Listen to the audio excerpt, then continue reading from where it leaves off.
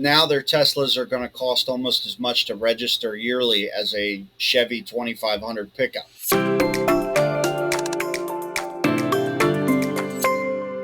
What's going on with you, YouTube family? Braxton Critch here with you for another video today. Thank you so much for watching. Make sure, if you don't already, subscribe to this channel to get content updates whenever there's new videos for you about the automotive repair industry. Today is, well, let's say a hot topic issue, because electric vehicles are taking over the world pretty much. They're everywhere, and they're taking over repair shops, technology, customers, and also taxes.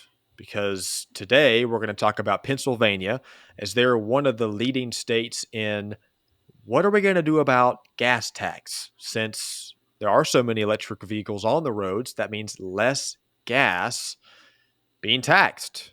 So excited to have our guest today, Jonathan Tangy. He is the mechanical director of MACA. Well, what I do know is that there's a conversation that's happening right now in the PA House about the loss of revenue to the state with EVs and not purchasing fuel.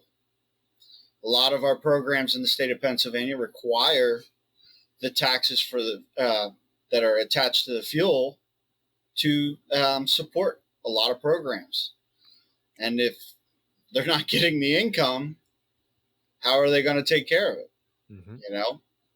Yeah. So right now, the question is, all right, how do they make up for it? So there is a bill that we had just found out from our local representative about increasing registration fees. And they even gave us a schedule. Like, basically, they're going to increase the registration fees every year until 2036 or whatever. Wow. To try to offset that. Wow. Wow. Did this come as a shock, or were you expecting something like this at some point? To be honest, to me, it kind of was just, yeah, that makes sense. Because let's face it, it costs a lot less to power an EV right now. You know, plugging it into an electrical socket does not cost the same as pumping in the gas that's coming out from overseas or even within our own country. Right. You know, but here's the thing: we have roads that we have to take care of, and EVs damage roads just like a gas car, if not more, because of their weight. So, and the weight and the amount of torque an EV has. Mm-hmm. So there's a lot of, it makes sense, to be honest. What are people in the area saying about this in the automotive repair field, but outside of it too? Well, what's interesting is it's real quiet right now, right? A lot of people don't even know this. And it's actually really fascinating, because I'm in an area where I have 4 Teslas, like literally a block away from me. And they had just built a new Tesla dealership, not even, 5 miles away. So everybody here is all hyped for EVs. They're ready to go. Like, this is great. This is the new technology. But they're not seeing the fact that, hey, it's gonna catch up to you. Right. They're seeing the federal breaks, which is fantastic. You're getting your tax returns with a little extra bump because you bought an EV. But it's going to come out somewhere else. What do you think it means for consumers who, want to get into EV?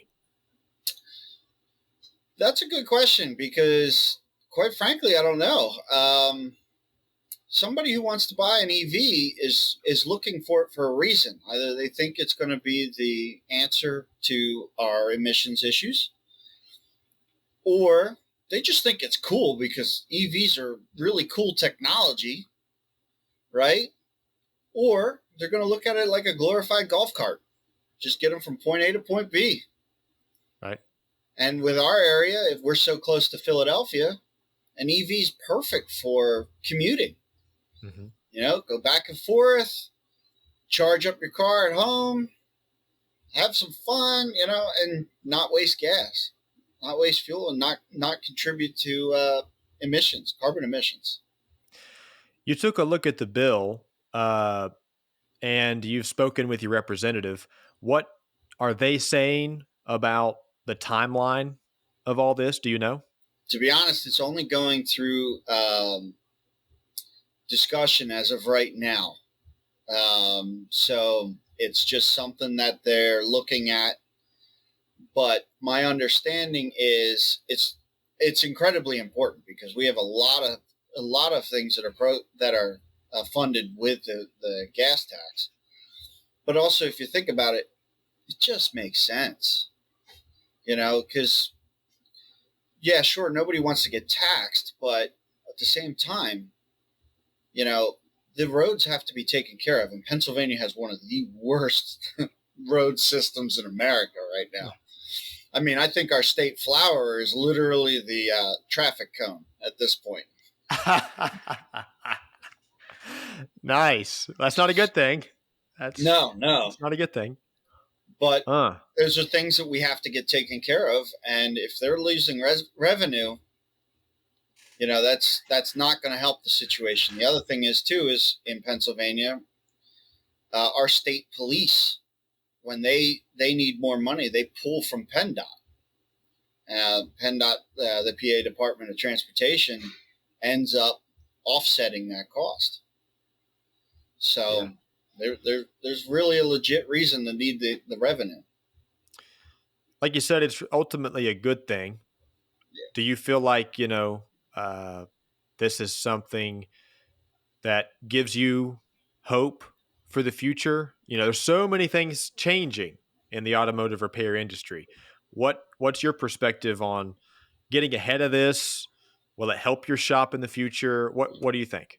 I think people will start to look at this and say, "Oh, okay, there's a balance that has to happen here, right? Because now their Teslas are going to cost almost as much to register yearly as a Chevy 2500 pickup, right? Like in Pennsylvania, the average car registration is $50, but if you own a Chevy 2500 or coming soon a Tesla, that registration is going to be $250 a year. So it may cause people to second guess themselves whether or not the EV is the right choice for them. But there's a balance that has to happen. And I think that this is where it's starting to find its way. It's just one aspect of the fact that EVs are just like any other car with four wheels, four tires, and they still need to be maintained. So they're going to be registered just like a regular car. Hmm. You are on the positive side of this, and I know you haven't seen a lot of folks in the know on this just yet. It's kind of behind closed doors for the most part.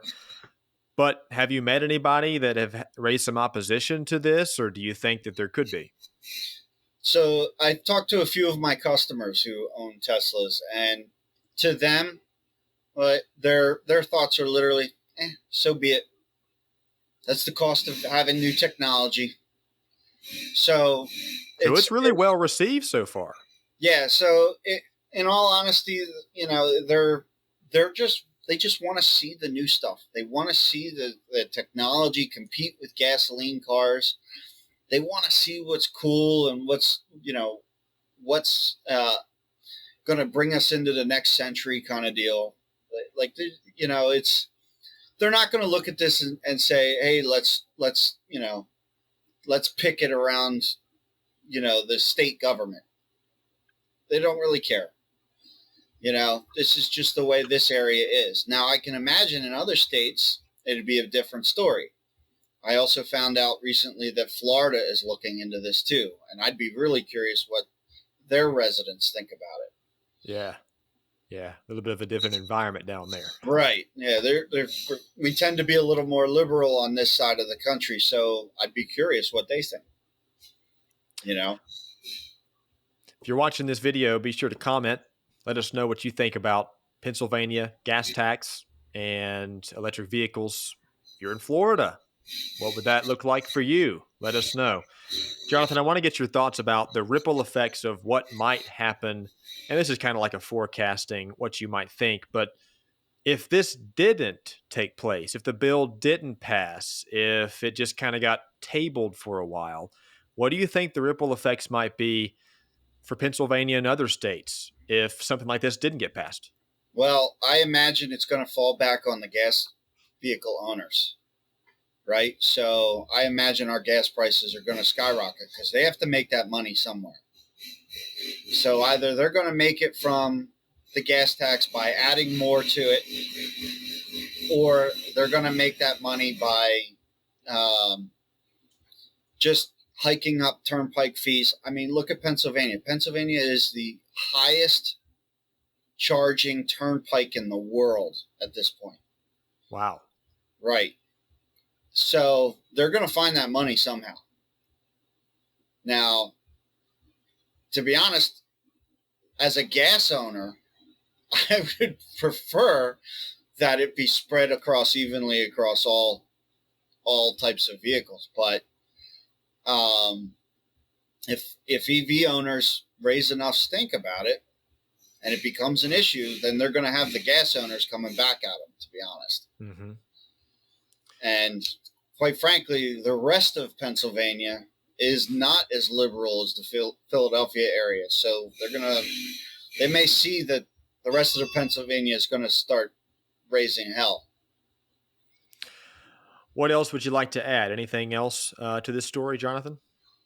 I mean, this is an instance where, as an association, right, this is the power of being a part of one and being in the know of what's going on with local legislation, with state legislation, with federal legislation. So I encourage anybody who's listening to this to get involved with their local association, be it MACA, MACA, ASTA, AASP, or even ASA. Get involved with them. Let's find out how these things are going to impact your businesses, impact your lifestyles. Get involved, talk to your local politicians, find out.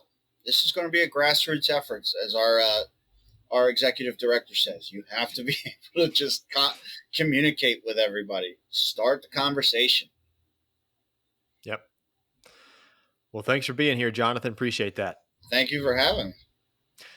Again, like, comment, subscribe to the Automotive Repair News Today YouTube channel, podcast platform, social media platforms as well. Get in the community. Let us know what's going on and your thoughts about stories just like this one.